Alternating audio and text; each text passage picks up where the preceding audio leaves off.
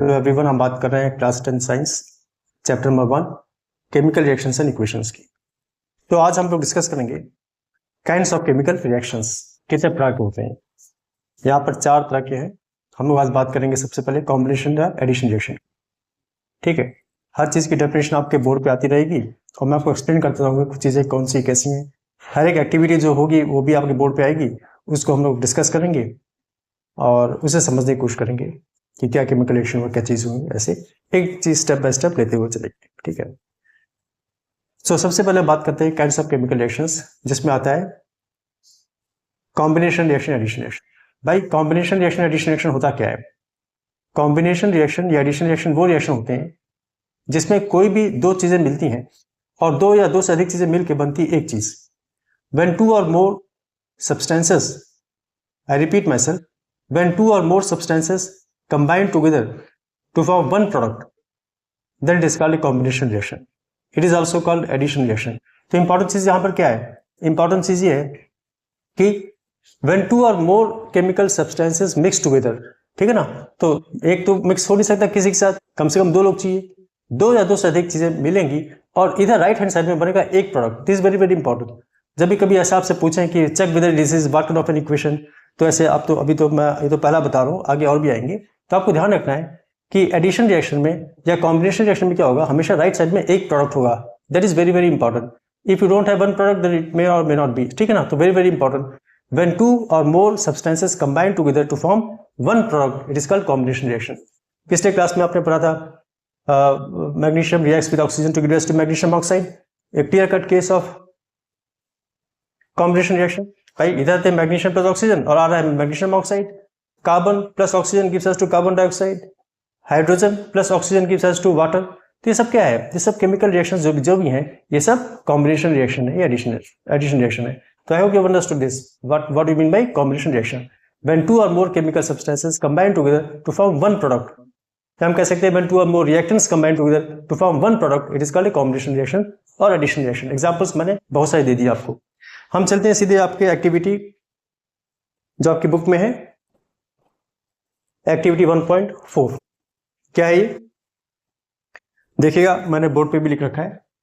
Take a small amount of calcium oxide or quick lime in a beaker. एक beaker में, एक बड़े glass में हम लोग लेंगे कैल्शियम ऑक्साइड। ठीक है, इसका देखो हर एक चीज का आपको पता होना चाहिए, जनरल नेम क्या और केमिकल नेम क्या है। ठीक है ना, तो वेरी वेरी इंपॉर्टेंट है, क्वेश्चन आपसे पूछते हैं। तो take a small amount of calcium oxide or quick lime in a beaker, slowly add water to this. तो यहाँ पर क्या हो रहा है? कैल्शियम ऑक्साइड में हम लोग डाल रहे हैं पानी और फिर हम देखेंगे उसको, इन्होंने कहा रखा है टच द बीकर। जब उसको छू के देखें, तो अब छू के देखेंगे तो एक एक्चुअली हो क्या रहा है कि ये गर्म मिलेगा आपको, this will get heated up, temperature will rise up. तो आगे चल के मैं आपको बताऊंगा जिस भी चीजों में, जिस भी केमिकल रिएक्शन में व्हेन हीट कम्स अप या कोई चीज गर्म हो जाती है, इसको कहते हैं एक्सोथर्मिक रिएक्शन। ठीक है, इस पर बाद में बात करेंगे, अभी तो मैं इस एक्टिविटी को आपको समझाता हूँ। तो क्या हो रहा है? Calcium oxide plus water, reaction is very vigorous, that means it very strong reaction, and what happens, you get calcium hydroxide. Calcium hydroxide का जनरल नेम होता है स्लेग लाइम, ठीक है ना, plus heat, you are getting heat. So this is, सबसे पहले तो जो हमारा मेन टॉपिक था वो ये था combination reaction example. So this is an example of A combination reaction, plus heat is being generated. Since heat is being generated, it is also N exothermic reaction. Any chemical reaction in which heat is generated is called a exothermic reaction. Very very important, ठीक ना। तो इस calcium hydroxide को जब हम react करते हैं इस जो कैल्शियम हाइड्रोक्साइड है which is called slaked lime, इसको हम यूज करते हैं, इसके सोल्यूशन को यूज करते हैं हम लोग पेंटिंग वगैरह में, व्हाइट वॉशिंग में, है ना। जो आपने सुना होगा पोताई के कुछ तो खाली चूना लगा देते हैं, आपने सुना होगा, ये भाषा जो मैं यूज कर रहा हूँ, है ना, गाँव वगैरह में अक्सर में, तो हम उसको खाली व्हाइट वॉशिंग कर देते हैं, खाली पूरा कलर वगैरह लगाते हैं, तो उसको बोलते हैं व्हाइट वॉशिंग। तो वो जो होता है जैसे कि बिल्कुल चमक जाता है, उसको कहते हैं हम लोग, that is nothing but solution of calcium hydroxide which is solution of slag lime. Solution means you have to add water to this. तो वाटर ऐड करके उसको हम लोग पोताई कर देते हैं, सीधे सीधे पेंटर आके ऐसे पूरी दीवार को पेंट कर देता है, और फिर 2 दिन के बाद उसमें चमक आती है जब वो सूख जाता है। तो 2 दिन के बाद ऐसा क्या होता है उसमें? 2 दिन के बाद होता ये है कि दिस जो आपने जो रिएक्शन होता है, देखिए क्या रिएक्शन है, calcium hydroxide reacts with carbon dioxide present in the atmosphere. Atmosphere में जो कार्बन डाइऑक्साइड है उसके साथ रिएक्ट करके बन जाता है calcium carbonate. Did you understand? आपने क्या किया? आपने तो कैल्शियम हाइड्रोक्साइड लिया, स्लेग लाइम लिया, आपने उसमें पानी डाला, उसने आपने बाल्टी में उसको ऐसे घोल दिया और फिर उसको मिला दिया। 2 दिन के बाद उसमें चमक आती है। चमक क्यों आती है? Because of calcium carbonate. तो what is the reaction here? Reaction is calcium hydroxide plus carbon dioxide, it gives us to calcium carbonate. Calcium carbonate वही है जो जो चीज चमकाने की वजह से है, उसको हम लोग मार्बल का भी वही फॉर्मूला है, that is also used in making, हम लोग बिल्डिंग इंडस्ट्री में यूज करते हैं उसको। तो ये है बात। Calcium carbonate is formed after 2 to 3 days of white washing and gives a shiny finish to the walls। जो चमक आती है वो इसी की वजह से आती है। It is interesting to note that the chemical formula for marble is also calcium carbonate. Clear? तो we have understood many things here. यहाँ पे हम लोगों ने देखा, एक तो जनरल फॉर्म देखा कैल्शियम ऑक्साइड का, जिसको हम कहते हैं क्विक लाइम। उसमें पानी डाला, पानी मिलाया उसमें, तो हमें मिला स्लेक लाइम। और फिर उसके बाद उसको हम लोगों ने सोल्यूशन उसका यूज़ किया कैल्शियम हाइड्रोक्साइड का, वो हमने यूज़ किया वाइट वॉशिंग के लिए। और 2 दिन के बाद उसमें चमक आई। It was because of formation of calcium carbonate. How did it form? It formed with the reaction of carbon dioxide present in the atmosphere. All this is very, very important. You should understand this, and you should, once you understand it, things become very, very easy. ठीक? ये बाकी सब examples मैं आपको बता चुका हूँ भाई। अब हम लोग बात करते हैं एक्सोथर्मिक रिएक्शन की। जब भी कभी आप कोई भी केमिकल रिएक्शन देखें, उस केमिकल रिएक्शन में अगर आपको टच करते हैं टेस्ट ट्यूब को या बीकर को, जिसमें भी एक्सपेरिमेंट कर रहे हैं, अगर वो गर्म हो जाए, that means it is an exothermic reaction. Exothermic reactions are those reactions in which heat is released. When heat is released in the chemical reaction, that means it is an exothermic reaction. Clear? ये कौन कौन से example हुए? Magnesium plus, पिछले class में पढ़ा था, magnesium plus oxygen gives us to magnesium oxide, it was an exothermic reaction. This reaction today जो आज पढ़ा हम लोगों ने, that is also N exothermic reaction. Now in सब के अलावा एक केमिकल रिएक्शन होता है जो हम लोग बायोलॉजिकल रिएक्शन है, रेस्पिरेशन। रेस्पिरेशन क्या होता है? Respiration is also an exothermic reaction. How is it an exothermic reaction? Respiration में क्या होता है? What is respiration? Respiration अगर आप समझेंगे तो होता ये है कि जो भी हम लोग खाना खाते हैं, whatever food intake we take, है ना, इट आपने देखा होगा, प्रोटीन्स होता है, विटामिन होता है, मिनरल्स होता है, कार्बोहाइड्रेट्स होता है, फैट होता है, ये सब क्या होता है? ये सब अल्टीमेटली ये सब क्या होता है? They get converted to their simpler forms. तो सिंपलेस्ट फॉर्म जो इन सब का होता है, कहीं ना कहीं सब मिलकर बनते हैं, लास्ट में अल्टीमेटली क्या होता है? एनर्जी मिलती है। एनर्जी कैसे मिलती है? ये सब जितना भी खाना हम लोग खाते हैं, अलग अलग तरह की चीज़ें होती है, फैट्स, कार्बोहाइड्रेट्स, प्रोटीन, ये सब ब्रेक डाउन होकर बनता है अल्टीमेटली कार्बोहाइड्रेट्स में। और कार्बोहाइड्रेट्स में ब्रेक डाउन होने के बाद फिर रिएक्ट करता है ऑक्सीजन के साथ। ऑक्सीजन के साथ रिएक्ट करने के बाद तो हमें ताकत मिलती है, और ये ताकत nothing but this chemical reaction is nothing but respiration reaction. तो what is this reaction? Board पर क्या हो रहा है? यहाँ पर हो रहा है everything is converted into glucose C6H12O6 plus oxygen that we, जो हम लोग सांस लेते हैं, वो रिएक्ट करने के बाद हमें क्या मिलता है? बाई प्रोडक्ट्स क्या मिलते हैं? Carbon dioxide, water and energy. Clear? So that is why this energy that we are getting, this energy is nothing but in the form of heat energy, you can say. And this heat energy is, since we are getting heat energy, so it is nothing but it is a case of exothermic reaction. Okay. उसी तरीके से एक और example है, the decomposition of vegetable matter into compost. compost खाद बनाने में हम लोग काम आता है ना? तो उसमें क्या होता है? the decomposition of vegetable matter into compost is also an example of exothermic reaction. जब भी कभी आपने सुना होगा बायोगैस प्लांट, है ना, हम लोग अपने घर के आगे भी क्या करते हैं, उसमें घर के आगे एक गड्ढा खोद देते हैं। अगर आपका कुछ कोई कच्ची ज़मीन हो, और उसके बाद उसमें आप रोज़ जो भी आपने सब्जी वब्जी बनाई, है ना, आलू के छिलके डाल दिए, सब्जी के छिलके डाल दिए, कोई भी ऐसी चीज़ जो एनवायरनमेंट में डिग्रेड हो जाए, है ना, जिसको कहते हैं बायोडिग्रेडेबल सब्सटेंसेस, उसे प्लास्टिक में डालिएगा, वो नहीं होगा। तो ऐसी चीज़ें जो मिट्टी से मिल जाती हैं, तो वो सब में केमिकल रिएक्शंस होता है, और केमिकल रिएक्शंस होकर कुछ ना कुछ गैस वैस निकलती है। तो जो केमिकल रिएक्शंस होता है अभी बन के बन जाता है compost. Compost is nothing but natural manure. तो इसको हम लोग कहते हैं this is also an example of an exothermic reaction. Okay, I am sure you must have understood this topic. Now let us move to another topic which is decomposition reaction. भाई decomposition reaction में क्या होता है? Let us try to understand this. हम बात करेंगे decomposition reaction की। Decomposition जैसे कि नाम बता रहा है, it is just the opposite of combination reaction. Combination reaction में क्या हो रहा था? When two or more substances combine together to form one product, it is called a combination reaction. यहाँ पर क्या हो रहा है? One substance will break down to give two or more products. उल्टा हो रहा है उसका, है ना? तो it is a reverse of combination reaction. यहाँ पर क्या होगा, a decomposition reaction is a chemical reaction in which a large compound in the presence of external factors like heat, light or electricity decomposes into two or more small compounds or elements. Clear? तो decomposition reaction, you should remember, always remember that it is the opposite of combination reaction. यहाँ पर कोई भी एक chemical substance break down होगा to give two or more products. ठीक है, उसी को कोई one product होना कोई जरूरी है राइट हैंड साइड में, क्योंकि यहाँ पर क्या होगा, यहाँ पर रिएक्टेंट में एक होगा और ब्रेक डाउन होने के बाद कई सारे बन सकते हैं, उसमें कोई दिक्कत नहीं है. क्लियर? एंड एक इंपॉर्टेंट चीज ये भी होती है कि this is always an irreversible reaction. Irreversible मतलब वापस नहीं आएगा वो चीज, ठीक है ना. और ब्रेक डाउन कैसे हो सकता है? ब्रेक डाउन तीन तरीके से हो सकता है, एक हीट से, एक लाइट से और एक इलेक्ट्रिसिटी से. ब्रेक डाउन हो सकता है तीन तरीके से, एक हीट से, एक लाइट से और एक इलेक्ट्रिसिटी से. तो तीन तरह से ब्रेक डाउन होता है. अगर वो हीट से ब्रेक डाउन होता है तो उसको कहते हैं थर्मल डिकम्पोजिशन. अगर वो लाइट से होता है तो उसको कहते हैं फोटोलिटिक. और अगर वो ब्रेक डाउन होता है इलेक्ट्रिसिटी से तो हम उसको बोलते हैं इलेक्ट्रोलिसिस. ठीक है ना. तो तीनों एग्जांपल आपके इसमें है, हम लोग डिस्कस करेंगे एक करके.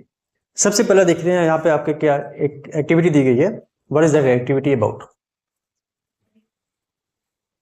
एक्टिविटी 1.6 क्या दे रखा है इन्होंने? Take about 2 gram lead nitrate powder in boiling tube. एक बॉइलिंग ट्यूब होता है, स्ट्रॉन्ग होता है, हार्ड होता है, तब इसको बोलते हैं बॉइलिंग ट्यूब. इसमें हम लोग लेंगे 2 gram lead nitrate powder. Lead nitrate PbNO3 twice. Reaction आपके बोर्ड पर. Take about 2 gram lead nitrate powder in boiling tube. Hold the boiling tube with a pair of tongs. चिमटे से उसको हम लोग पकड़ेंगे उसको और क्या देखेंगे, heat it over a flame. तब क्या होगा, जब हम लोग लेड नाइट्रेट को हीट करेंगे, तो हमें मिलेगा लेड ऑक्साइड. हीट करने का क्या मतलब है? हीट करने का मतलब ये है कि this is lead nitrate is reacting with oxygen. It is reacting with oxygen. तो क्या क्या मिलेगा हम लोगों को? When lead nitrate is heated we get lead oxide, we get nitrogen dioxide and we also get oxygen. ठीक है. तो लेड ऑक्साइड होता है ब्राउन कलर का, हमें सॉलिड मिलेगा. और नाइट्रोजन डाइऑक्साइड होगा जो ब्राउन कलर के फ्यूम्स मिलेंगे, गैस के फॉर्म में मिलेगा. और ऑक्सीजन ऑफकोर्स गैस. ठीक है ना. तो ये है, this is an example of thermal decomposition. It is an example of thermal decomposition. अच्छा, अब देखते हैं कि हम लोग दूसरा एग्जाम्पल लेते हैं जिसमें इलेक्ट्रोलिसिस होगा. इलेक्ट्रोलिसिस में क्या होता है? इलेक्ट्रोलिसिस में एक्टिविटी 1.7 की बात हो रही है. देखते हैं, शुरू में इसी से बताता हूँ आपको. Take a plastic mug, drill 2 holes at its base and fit rubber stoppers in these holes. एक प्लास्टिक मग लीजिए. प्लास्टिक मग में आप इसको 2 होल कर दीजिए और उसमें रबर स्टॉपर लगा दीजिए होल्स में. Insert carbon electrodes in these rubber stoppers as shown figure 1.6. है ना. इसमें आप ये 2 मेटल्स होंगे, ये मेटल्स को हम लोग बोलते हैं इलेक्ट्रोड्स. है ना. तो ये कार्बन आप यहाँ पे यूज करेंगे in these rubber stoppers. Connect these electrodes to 6 volt battery. एक 6 वोल्ट बैटरी आएगी, आप उसको यूज कर सकते हैं. जो भी आती है 1.5 वोल्ट की आती है उसके 4 ले लेंगे, उसको कनेक्ट कर देंगे, इट बिकम्स ए बैटरी. तो उससे आप ये एक्सपेरिमेंट कर सकते हैं. अब उसके बाद क्या होगा?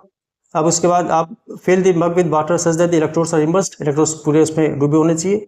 Add a few drops of dilute sulphuric acid. कोई भी एसिड यूज कर सकते हैं. उससे क्या होगा, रिएक्शन तेज हो जाएगा. It is use to fasten the reaction. है ना. रिएक्शन तेज हो जाएगा, जल्दी हो जाएगा. Take 2 test tubes filled with water and invert them over the 2 carbon electrodes. अब क्या करेंगे हम लोग? पहले हम लोगों ने अभी तक हम लोगों ने टेस्ट ट्यूब नहीं लिया था. अभी तक हम लोगों ने खाली मग लिया था, उस पर छेद किया था, उस पर 2 कार्बन इलेक्ट्रोड्स डाल दिए थे. अब हम लोगों ने और से पानी ऊपर से डाल दिया था. हम लोग 2 टेस्ट ट्यूब लेंगे, उसको इन्वर्स कर देंगे, उसके ऊपर उलट देंगे. Switch on the current. अब करंट को ऑन करेंगे. जैसे ही करंट को ऑन करेंगे आप देखेंगे धीमे धीमे बबल्स निकलना शुरू हो जाएंगे. ठीक है. तो बबल्स एक पे ज़्यादा निकलेंगे, एक पे कम निकलेंगे. अब होगा क्या कि आपको पता है वाटर का फॉर्मूला क्या होता है? वाटर का फॉर्मूला होता है H2O. तो यानी कि किसी भी मॉलिक्यूल में 2 atoms of hydrogen and 1 atom of oxygen will be present. So hydrogen का जो होगा वहां पे double amount of gas release होगी और ऑक्सीजन में उसका आधा होगा, तो डबल अमाउंट होगी. तो जिसमें गैस ज़्यादा निकलेगी वो हाइड्रोजन है और जिसमें गैस कम निकलेगी वो ऑक्सीजन है. So you should remember this. H2O, तो O होता है, O आता है O माइनस और H आता है प्लस. तो प्लस जाएगा कैथोड की तरफ, O जाएगा एनोड की तरफ. Anode is positively charge, cathode is negatively charge. ठीक है. So you will observe the formation of bubbles at both electrodes. This bubbles displace water in the test tube. जिसमें bubble ज़्यादा होगी उसमें डिस्प्लेसमेंट ज़्यादा होगा, पानी बाहर निकल जाएगा. तो आप देख सकते हैं आपके डायग्राम में यहाँ पे लिखा हुआ है कि you can clearly see that. तो हम उसको टेस्ट करेंगे और टेस्ट करने के बाद हम देखेंगे कि जो जिसमें डबल द वॉल्यूम होगी गैस की वो होगा हमारा हाइड्रोजन और उसका हाइड्रोजन को टेस्ट कैसे करेंगे? जब हाइड्रोजन के जहां से हाइड्रोजन की गैस रिलीज होगी वहां पे हम लेके जाएंगे एक बर्निंग कैंडल। तो बर्निंग कैंडल जैसे लेके जाएंगे तो एक पॉपअप साउंड आएगी, है ना। तो पॉपअप साउंड जैसे जैसे हम लोग जैसे वो क्या बोलते हैं, वो कॉर्नफ्लेक्स बनाते समय वो आवाज आती है ना, क्या बोलते हैं उसको, एक पॉपअप साउंड आती है ना, वो मुझे याद नहीं आ रहा क्या होता है। तो एक आवाज आती है, तो टक टक टक ऐसी आवाज आएगी, तो that is nothing but hydrogen, इस बाउंड पर जाएगा। The volume of gas filled in one test tube is double the volume of gas filled in the other test tube. On testing, the gas of test tube with double volume burns vigorously with a pop sound. It is hydrogen. ठीक है ना, ये तरीका होता है hydrogen को test करने का। The candle burns with more brightness than the gas in the other test tube. So this gas oxygen because it helps in combustion. दूसरी तरफ कैंडल को ले जाएंगे तो वहां पर एक तरफ कैंडल को ले जाएंगे तो पॉप अप साउंड आएगी, that is nothing but hydrogen. दूसरी तरफ गैस को ले जाएंगे तो और तेज से जलेगी because oxygen helps in combustion. तो ये होगा, ठीक है ना। So this is a case of decomposition reaction using electrolysis, ठीक है ना, बाय पासिंग इलेक्ट्रिसिटी। देखिएगा आप एक्टिविटी 1.8 बता रहा हूं, बोर्ड पर है। Take about 2 gram of silver chloride china dish. इसको फिर इसका कलर क्या होगा? इसका कलर होता है सिल्वर, इसका कलर होता है व्हाइट, इसका कलर होता है व्हाइट। तो व्हाइट रंग का पाउडर होगा, silver chloride place china dish में, और व्हाइट कलर का होगा ये। Place this china dish in sunlight for some time, कुछ देर के लिए आप इसको सनलाइट में छोड़ दीजिए। तो सनलाइट में छोड़ने से क्या होगा? देखिए, now this chemical reaction is because of light, it is taking place with the help of light. Here decomposition takes place. How the decomposition takes place? Here what happens is silver chloride breaks down in presence of sunlight to give rise to silver and chlorine. तो silver chloride का colour होता है white, और ये break down होने के बाद बनेगा सिल्वर और chlorine, chlorine gas will be released. It turns grey in sunlight, है ना। तो सिल्वर जो आएगा वो उसका कलर होगा ग्रे, उसका कलर होगा grey. And this reaction is called, this reaction is called photolytic reaction because it is taking place with the help of light. Silver bromide also behaves in the same way. Silver bromide may be in presence of sunlight, it will react to silver and bromine. Above reactions are used in black and white photography. What form of energy is causing these decomposition reactions? देखिएगा, यहाँ पर पुराने पहले वाले case में हम लोग exothermic reaction देख रहे थे, उसमें हीट रिलीज हो रही थी, है ना, तो बहुत गर्म हो जाता था। यहाँ पर हीट एब्जॉर्ब हो रही है, हीट एब्जॉर्ब आपने धूप में रखा, इसने धूप ने तो केमिकल ने इसको एब्जॉर्ब कर दिया। एब्जॉर्ब करने के बाद such reactions in which heat is absorbed are called endothermic reactions. Clear? Okay, with this we have completed this topic. In the next class we take up another topic. Okay, thank you, bye.